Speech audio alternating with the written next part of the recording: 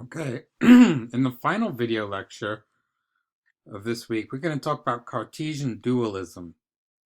And this is one of the metaphysical theories that you can see running throughout the Meditations, as well as the rest of Descartes' fairly considerable body of works. Okay, so what is Cartesian dualism?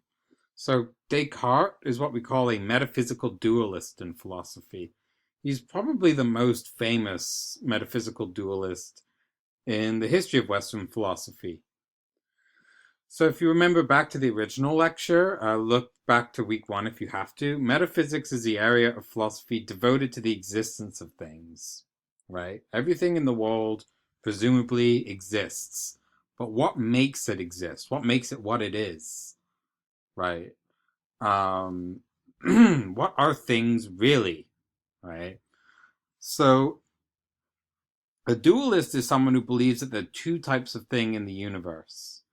Another way to say this is that there's two substances in the universe, right? There's two types of substance that make a thing what it is, right? Substance is the force or the material that makes a thing exist, right? That brings it into the world, that makes it what it is. Okay, so yeah, here we go. A substance is the stuff that makes up an object, right? Your computer, its substance is made up of metal and wires and all sorts of other things. This is the physical substance of your computer. So you might say, well, isn't everything made of atoms? Isn't that just the substance of the world? Well, first off, they didn't have modern atomic theory in Descartes' time. They had a pretty rudimentary understanding of physics, although there were atomic theorists at the time, but they didn't have what we understand as atoms today.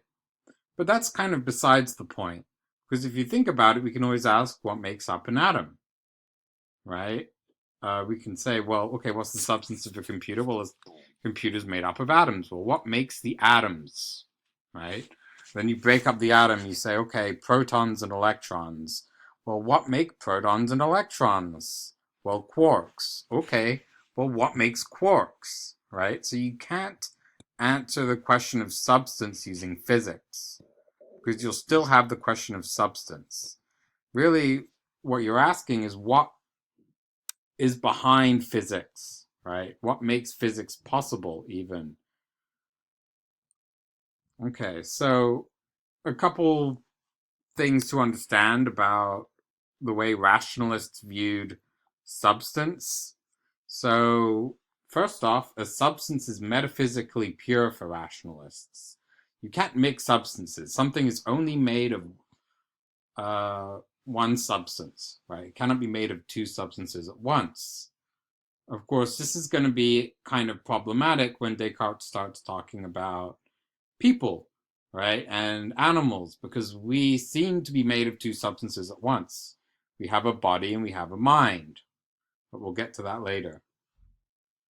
Okay, and just to reiterate, it goes beyond whatever science can discover.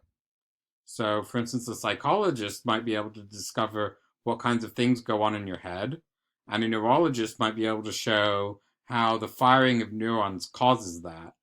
But you don't really have any idea what those ideas are made of, right? What constitutes those ideas.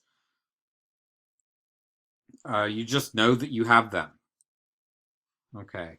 So the first substance Descartes says exists is mind. And you should remember this from the second meditation. Descartes says, cogito ergo sum, I think therefore I am. And so mind is the first substance that Descartes says exists in his meditations. And mind is really characterized by, the freedom of the will to think of whatever I want to, right? So I can imagine a dragon right now in my head if I want. And as soon as I stop thinking about the dragon goes away. The dragon's not really there in the world. It's just there in my imagination. But of course, the fact that it's not in the world doesn't stop me from thinking about it, right? You can think about your granny who you haven't seen for many years. Maybe she's died, right? She's doesn't exist anymore, but you can still think about her, right? However, mind does not have any extension. What this means is it doesn't take up any space in the world. Your ideas just exist in your head. They don't exist anywhere else. Okay, and this is going to distinguish them from bodies, which is the next substance Descartes finds. Now, he proves bodies in the later three meditations, not in the first three that we read, but it's important to note the existence of bodies in Descartes. So bodies are characterized by extension, and this is the space they take up in the physical world, right? All bodies take up space. Even the smallest atom takes up a small amount of space in the world. So bodies, he says, are characterized by extension, or extending through space. But they lack the freedom to come in and out of existence when they want, right? You're presumably stuck in California right now. You can't rematerialize whenever you want to in China.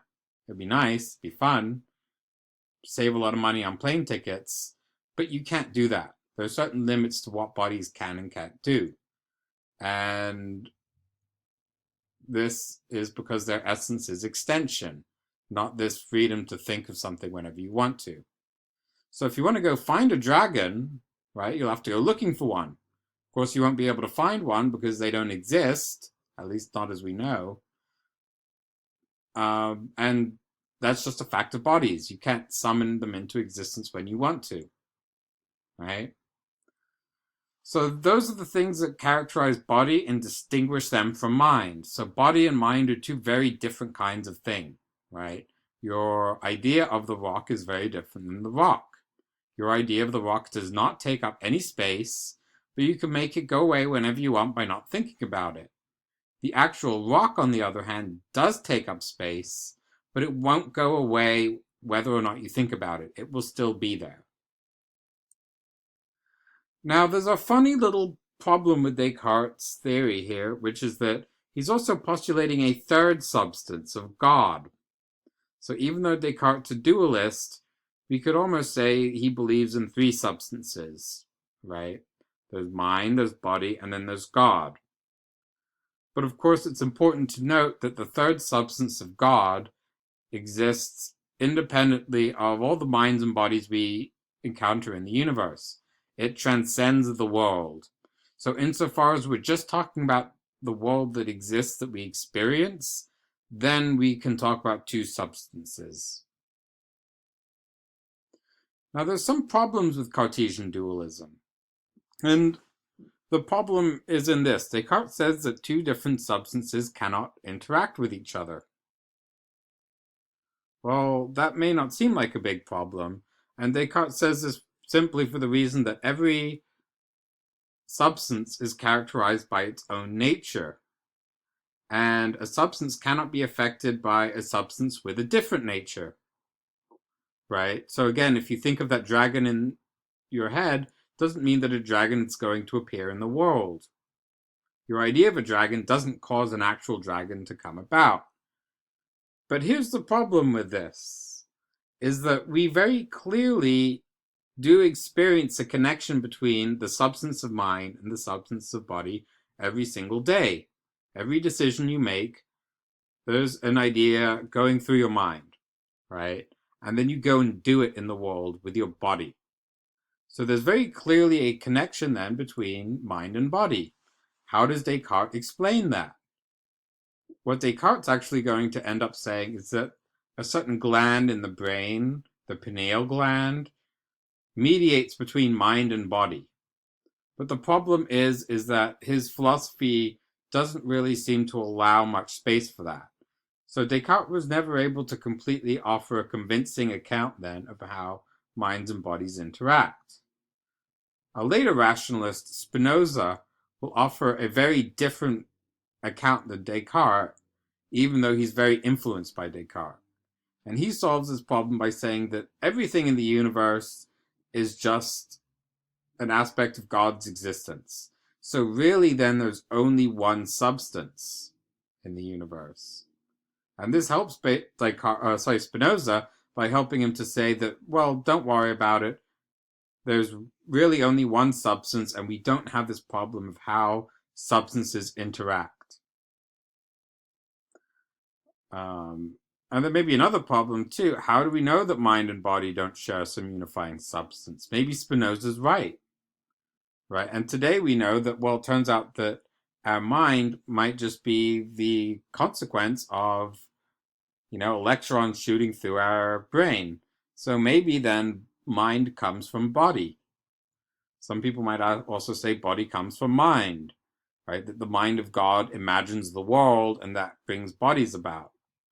So one can very easily find ways to latch one substance into the other. But there are advantages to Descartes' dualism. The first off is that without dualism, we are left explaining the existence of either minds or bodies.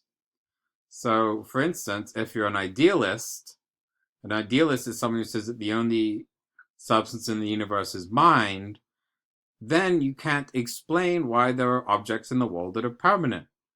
So if you think that all the objects in the world are mind, all the objects in the world are just ideas, then, I have an idea of the sun,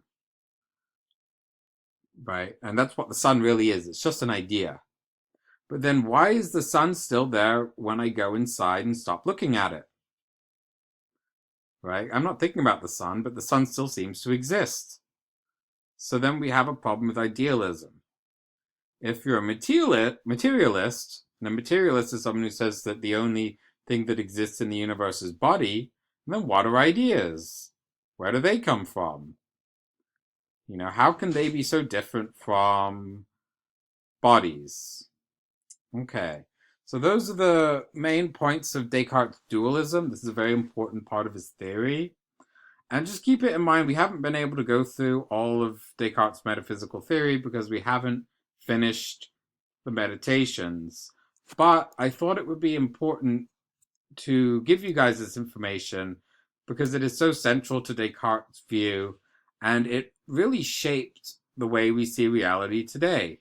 You probably already implicitly buy into some of the ideas of Cartesian dualism just because Descartes' ideas are so embedded now in how we in the West see reality. So thanks for listening to this other lecture, and I'll try to have more out next week on Hume. Thank you.